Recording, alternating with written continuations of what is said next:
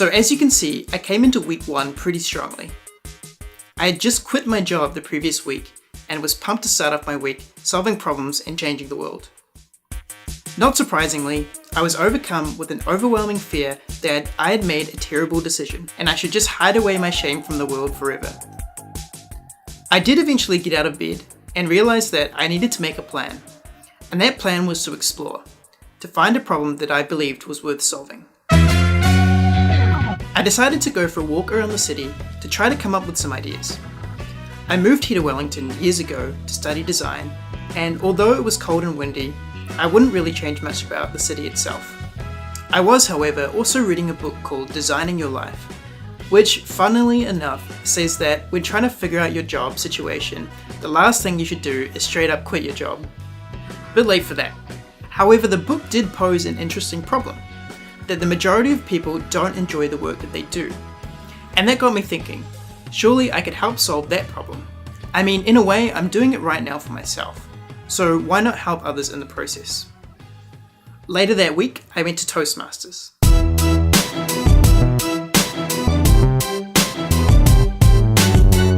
Toastmasters is an international speaking group which has clubs all over the world. The idea being that you can go along and improve all manner of your language and speaking skills. Today, I was giving a speech. I started out as I always do, by rallying the audience with a few subtle gestures of manipulation. Peter in the back seemed to be the most affected, so I had him join me to give a speech about the problem I thought was worth solving. You could find the full speech on my Patreon. Be gentle. The greatest thing about Toastmasters is all the amazing people that you meet. Every single one of them is at the top of their game. You have to be if you're willing to wake up as early as 7:15 AM to make it to the meeting. Afterwards, I decided to hang around. Toastmasters is hosted in a shared working space called the Biz Dojo. What's great about it is they give you a free week to check out and get a feel for the space. They have coffee, more great people and businesses, and of course, the office dogs. Feeling courageous after my speech, I decided to go to talk to as many people as I could to try and find more interesting problems worth solving. I really wanted to be able to make a choice before committing to one idea.